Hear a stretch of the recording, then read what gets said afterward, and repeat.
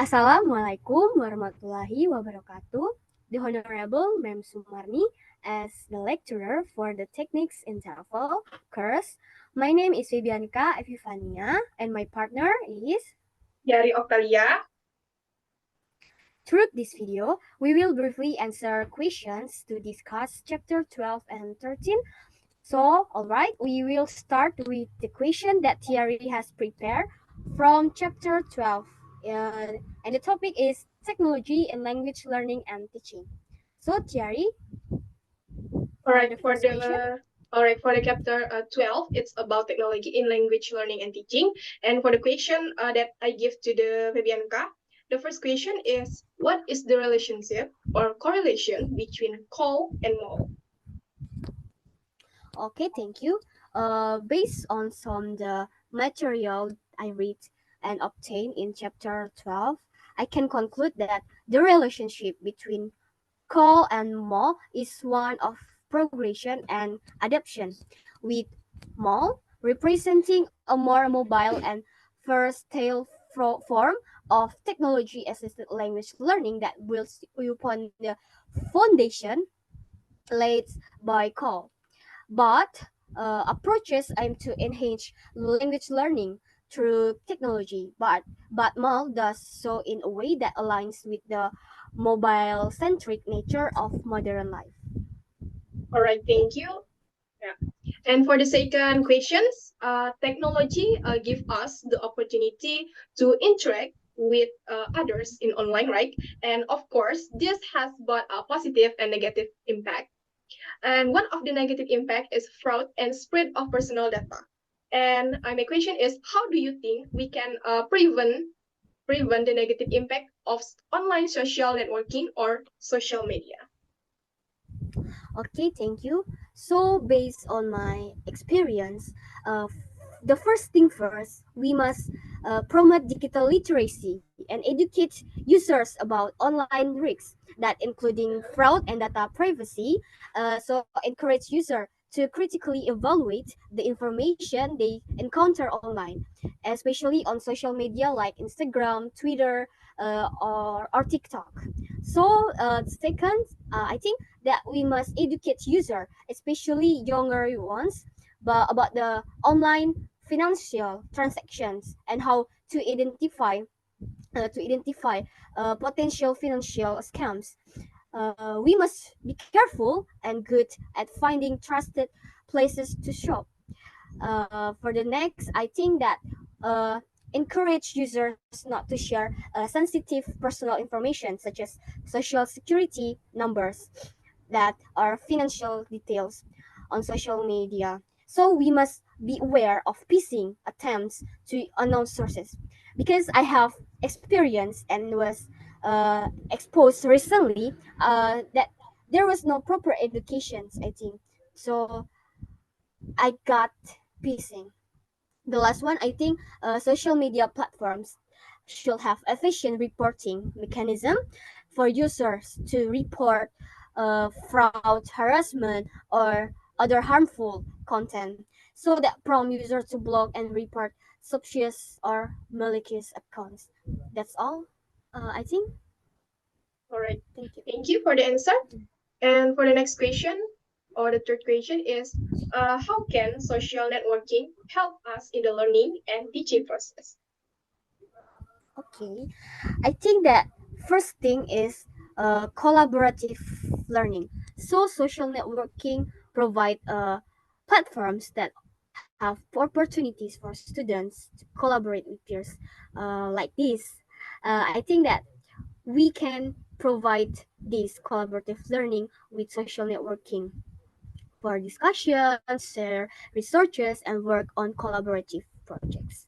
The second, I think that social networking platforms break down geographical barriers that allowing learners and educators from around the world to connect and exchange ideas. That this global reach exposes learners to diverse perspective, cultures for enriching their learning experience. And then language practice. Of course, social networkings provide a platform for real world language practice that learners can engage in conversation, join language learning communities, and immerse themselves in the target language and enhancing their language skills. All right, thank you for the That answer. Yeah, and for the next question, it's how can blogs in an educational context facilitate discussion and collaboration without compromising the security and integrity of the context? um, I think first thing, educators can create a password that protect their blogs or platforms that are restricted to register, so that remain within this desired the educational community. And the next one, I think that the control and supervision play. This is a play important role that educators can monitor and guide discussion, so that ensuring that content is in line with educational objectives, of course. And the last, for the additional, I think the clear guidelines. So for appropriate online behavior can establish promoting respectful and productive discourse. And the last one, I think the use of uh, anonyms or synonyms posting options can encourage open participation while protecting students' privacy, I think. Right, thank you for the answer, Fabianka.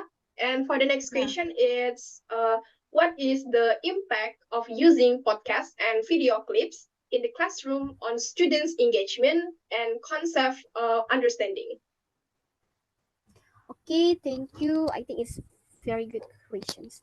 Um, I think through podcasts and video clips, students can access real world examples that authentic language usage and diverse perspective can enhancing their comprehension of language concepts and cultural nuances. That additionally, the multimedia format allows for repeated exposure and self-paced learning, set the accommodating various learning styles. And the overall, incorporating podcasts and video clips in language learning that very foster a more immersive and interactive classroom environment that ultimately leading to improved students engagement and a deeper understanding of language concepts. I think maybe this is my answer for these questions. Okay, thank you. And for the next Okay. question is what are advantages and disadvantages using technology for interaction, teaching, and learning? Okay. I think using technology and language teaching and learning over several advantages, like enhancing engagement through multimedia resources, providing personalized learning experiences, and enabling real-time communication with speakers of the target language. But there are disadvantages to consider, including the potential for distraction, over reliance on technology, and the digital divide, which can limit access for some learners. So, additionally, there are maybe concern about privacy and security when using online platforms for language learning. So, we must balance the benefits and drawbacks of technology in crucial to harness its full potential in language education. All right, thank you, and for the answer. And for the next question is AI is very global nowadays, right?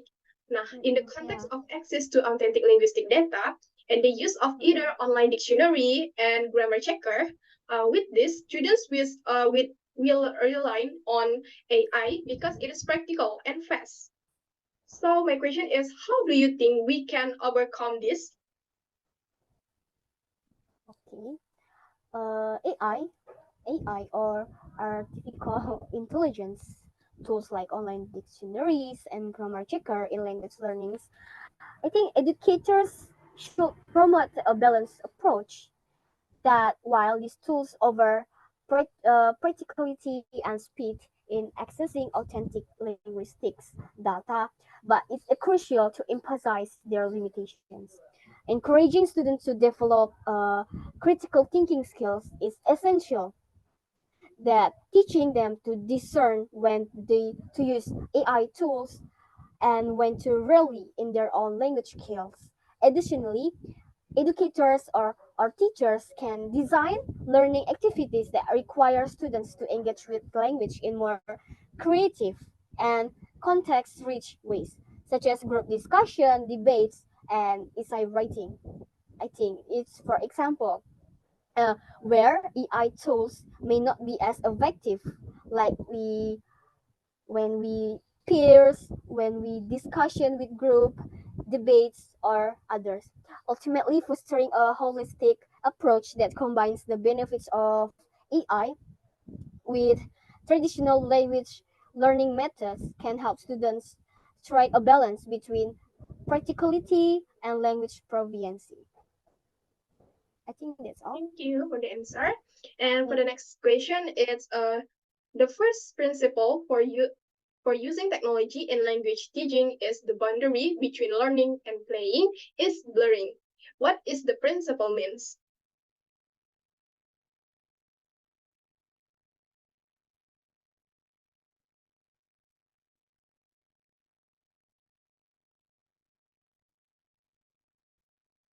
Question is the first principle for using technology in language teaching is the boundary between learning and playing is blurring. And what is the principle means? Okay, thank you, Tiari. So the principle that the boundary between learning and playing is blurring. I think that underscores the idea that modern technology, particularly smartphones and digital devices, has led to a convergence of personal and academic activities. Learners today seamlessly integrate aspects of their personal lives, entertainment, work, and educational tasks due to pervasive presence of technology in their daily routines. This blurring of boundaries means that students may employ digital tools not only for leisure but also as aids in their learning process. For instance, they might use music to enhance concentration while studying or use social media as a means of staying connected with peers and accessing relevant information.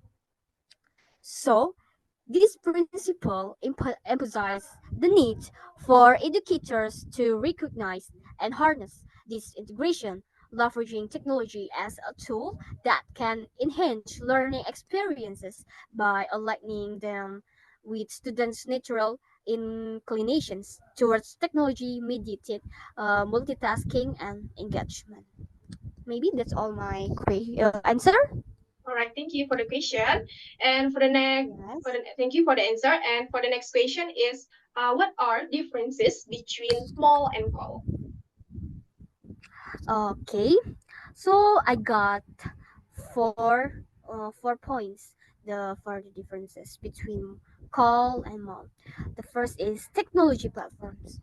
We know that call primarily relies on computers, typically desktops or laptop devices for language learning activities, while mall, one in other hand, that centers around the use of mobile that mobile devices such as smartphones, tablets, and even portable media players for language learning.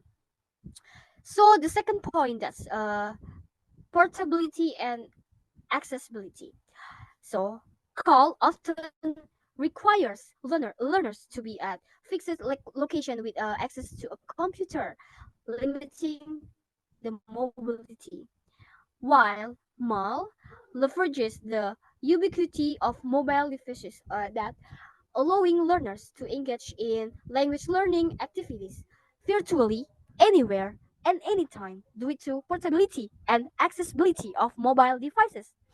So, the next point is interactivity. Call, especially in its earlier space that often focus on drill and practice activities and software with limited interactivity.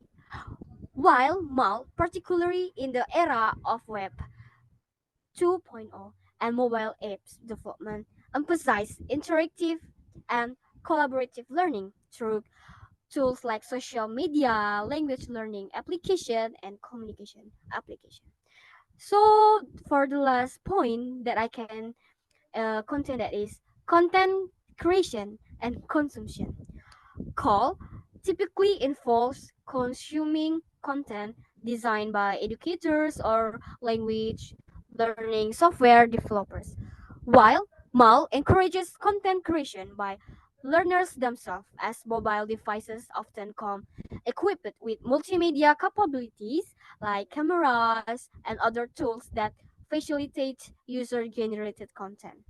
All right, maybe that's all my answer, Tiari. Okay, thank you for the answer, Bianca. And for the last question, it's what are the challenges in applying or implementing technology in language teaching and learning? Okay, thank you. So, implementing technology in language learning and teaching faces several challenges. Firstly, there is a digital divide where not all students have equal access to technology and the internet, so leading to disparities in opportunities for learning. Additionally, technology can be distraction, making it crucial to strike a balance between engaging educational content and potential time wasting activities. Teachers may also lack the necessary training to effectively integrating technology and privacy. So into their teaching methods, hindering its potential benefits. So ensuring the security and privacy of students' data in an increasingly connected with world is another concern. So finally, as a technology evolves rapidly, there's a challenge in staying updated with the latest tools and platforms, making it essential for educators to remain adaptable and continuously develop their digital literacy skills. Maybe that's all for my answer. That are my answer Yes, is it is. acceptable. Yes, it is. Thank you so much for the answer, Bianca. Okay, thank you, Tiari. Thank you. We will present a next chapter. Okay.